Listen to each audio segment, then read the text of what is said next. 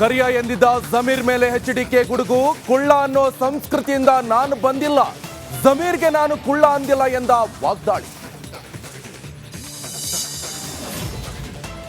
ಪುರುಷರಿಗೂ good news ಕೊಡುತ್ತಾ ಸರ್ಕಾರ. Free ಪ್ರಯಾಣ ಬಗ್ಗೆ ಚರ್ಚಿಸಿ ತೀರ್ಮಾನ. ಸಾರಿಗೆ ಸಚಿವ ರಾಮಲಿಂಗಾರೆಡ್ಡಿ ರಿಯಾಕ್ಷನ್.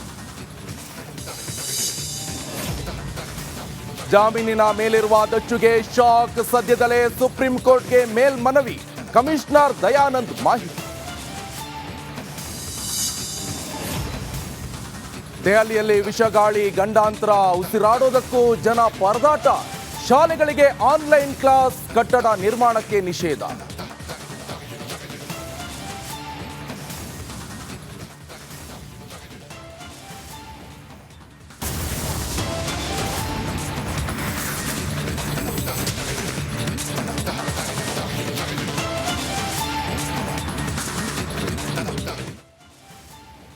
ನಮಸ್ಕಾರ, ನೀವು ನೋಡ್ತಿದ್ದೀರಾ ರಿಪಬ್ಲಿಕ್ ಕನ್ನಡ. ನಾನು ನಿಕೇಶ್ ಕೊಠಾರಿ. ಈಗಾಗಲೇ ಬಿಜೆಎಸ್ ಹಾಸ್ಪಿಟಲ್ ಅಲ್ಲಿ ಮಧ್ಯಂತರ ಜಾಮೀನನ್ನ ಪಡೆದುಕೊಂಡು ದರ್ಶನ್ ಇದ್ರು, ಚಿಕಿತ್ಸೆಗೋಸ್ಕರ ಜಾಮೀನನ್ನ ಪಡ್ಕೊಂಡು ಬಂದಿದ್ರು. ಆದ್ರೆ ಈಗ ದರ್ಶನ್ಗೆ ಮತ್ತೆ ಕಂಟಕ ಕಾಡ್ತಾ ಇದೆಯಾ?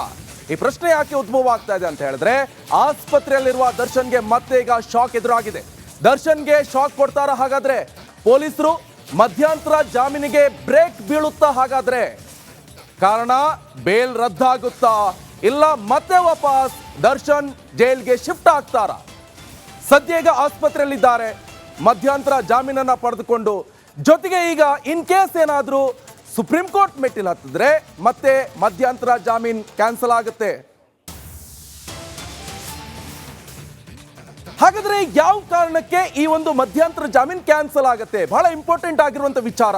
ಇಷ್ಟು ದಿವಸ ಗೃಹ ಇಲಾಖೆಯಿಂದ ಒಂದು ಒಪ್ಪಿಗೆ ಬೇಕಿತ್ತು. ಪೊಲೀಸ್ನವರು ಸುಪ್ರೀಂ ಕೋರ್ಟ್ಗೆ ಹೋಗುವಂತ ನಿಟ್ಟಿನಲ್ಲಿ ಒಂದಿಷ್ಟು ಪ್ಲಾನ್ಗಳನ್ನ ಮಾಡ್ಕೊಂಡಿದ್ರು. ಮಧ್ಯಂತರ ಬೇಲ್ ವಿರುದ್ಧ ಈಗ ಸುಪ್ರೀಂ ಕೋರ್ಟ್ ಮೇಲ್ಮನವಿಗೆ ಅನುಮತಿ ಕೊಟ್ಟಿದೆ ಗೃಹ ಇಲಾಖೆ. ಮಧ್ಯಂತರ ಬೇಲ್ ರದ್ದತಿಗೆ ಮೇಲ್ಮನವಿ ಸಲ್ಲಿಸ್ತೀವಿ ಅಂತ ಬೆಂಗಳೂರು ಪೊಲೀಸ್ ಆಯುಕ್ತ ಬಿ ದಯಾನಂದ್ ಹೇಳ್ತಿದ್ದಾರೆ. ಹಾಗಾದ್ರೆ ಇನ್ ಕೇಸ್ ಏನಾದ್ರೂ ಸುಪ್ರೀಂ ಕೋರ್ಟ್ ಆದೇಶ ಸಿಕ್ಕರೆ ಮಧ್ಯಂತರ ಬೇಲ್ ಕ್ಯಾನ್ಸಲ್ ಆಗಬಹುದು. ರೇಣುಕಾಸ್ವಾಮಿ ಕೊಲೆ ಪ್ರಕರಣಕ್ಕೆ ಸಂಬಂಧಪಟ್ಟ ಹಾಗೆ ಏನು ಒಬ್ಬ ಪ್ರಮುಖ ಆರೋಪಿಗೆ ಇಂಟರಿಮ್ ಬೇಲ್ ಕೊಡಲಾಗಿತ್ತು. ಅದಕ್ಕೆ ಸಂಬಂಧಪಟ್ಟ ಹಾಗೆ ಸರ್ವೋಚ್ಚ ನ್ಯಾಯಾಲಯದಲ್ಲಿ ಅಪೀಲನ್ನು ಸಲ್ಲಿಸಲಿಕ್ಕೆ ಸರ್ಕಾರದಿಂದ ಅನುಮತಿ ಸಿಕ್ಕಿದೆ. ಅದರ ಅಪೀಲನ್ನು ನಾವು ಎಲ್ಲ ಕ್ರಮಗಳನ್ನು ಅನುಸರಿಸಿ ಸರ್ವೋಚ್ಚ ನ್ಯಾಯಾಲಯದಲ್ಲಿ ಫೈಲ್ ಮಾಡಲಿದ್ದೇವೆ. ರೇಣುಕಾಸ್ವಾಮಿ ಕೊಲೆ ಪ್ರಕರಣಕ್ಕೆ ಸಂಬಂಧಪಟ್ಟ ಹಾಗೆ ಏನು ಒಬ್ಬ ಪ್ರಮುಖ ಆರೋಪಿಗೆ ಇಂಟರಿಮ್ ಬೇಲ್ ಕೊಡಲಾಗಿತ್ತು. ಅದಕ್ಕೆ ಸಂಬಂಧಪಟ್ಟ ಹಾಗೆ ಸರ್ವೋಚ್ಚ ನ್ಯಾಯಾಲಯದಲ್ಲಿ ಅಪೀಲನ್ನು ಸಲ್ಲಿಸಲಿಕ್ಕೆ ಸರ್ಕಾರದಿಂದ ಅನುಮತಿ ಸಿಕ್ಕಿದೆ. ಅದರ ಅಪೀಲನ್ನು ನಾವು ಎಲ್ಲ ಕ್ರಮಗಳನ್ನು ಅನುಸರಿಸಿ. ಈ ಬಗ್ಗೆ ಹೆಚ್ಚಿನ ಡೀಟೇಲ್ಸ್ ಅನ್ನು ಕೊಡ್ತಾರೆ ನಮ್ಮ ಪ್ರತಿನಿಧಿ ಮಾದೇಶ್. ನ್ಯೂಸ್ ಡೆಸ್ಕ್ ಇಂದ ನೇರ ಸಂಪರ್ಕದಲ್ಲಿ ಜಾಯ್ನ್ ಆಗಿದ್ದಾರೆ. ಮಾದೇಶ್, ಈಗ ಸದ್ಯ ಈಗ ಒಂದಿಷ್ಟು ಕ್ಯೂರಿಯಾಸಿಟಿ ಇರುವಂತದ್ದು, ಮಧ್ಯಂತರ ಜಾಮೀನು ಪಡ್ಕೊಂಡು ಬಂದಿರುವಂತ ದರ್ಶನ್ ಶಸ್ತ್ರಚಿಕಿತ್ಸೆ ಆಗಿಲ್ಲ. ಒಂದಿಷ್ಟು ರಿಪೋರ್ಟ್ಗಳು ಕೂಡ ಬಂದಿದೆ.